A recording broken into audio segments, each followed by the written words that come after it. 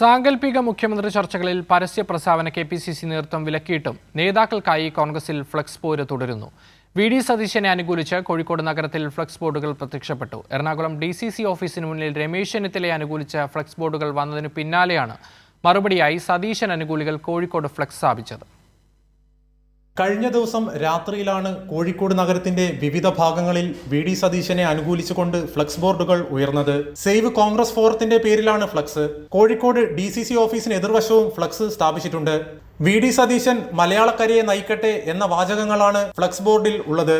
സാങ്കല്പിക മുഖ്യമന്ത്രി ചർച്ചകൾ പൊതുസമൂഹത്തിന് മുന്നിൽ പാർട്ടിക്ക് അവമതിപ്പുണ്ടാക്കുന്നു എന്നും ഇതുമായി ബന്ധപ്പെട്ട് പരസ്യ പ്രസ്താവനകളിൽ നിന്ന് നേതാക്കൾ വിട്ടുനിൽക്കണമെന്ന കെപിസിസിയുടെ താക്കീത് മറികടന്നാണ് ഗ്രൂപ്പ് തിരിഞ്ഞ് സംസ്ഥാനത്തിന്റെ വിവിധ പ്രദേശങ്ങളിൽ നേതാക്കളെ പിന്തുണച്ചുകൊണ്ട് ഫ്ലക്സ് ബോർഡുകൾ ഉയർന്നത്.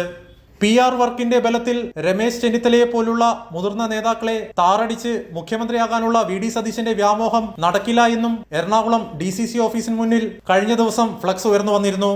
ഇതിനു മറുപടിയായാണ് വി.ഡി. സതീശനെ അനുകൂലിച്ചുകൊണ്ട് കോഴിക്കോട് നഗരത്തിൽ ഫ്ലക്സ് ബോർഡുകൾ ഉയർന്നത്. ഫ്ലക്സ് ബോർഡുകൾ ജില്ലാ നേതൃത്വം ഇടപെട്ട് മാറ്റാത്തതും പുതിയ ചർച്ചയ്ക്ക് വഴിതെളിയിച്ചിട്ടുണ്ട്.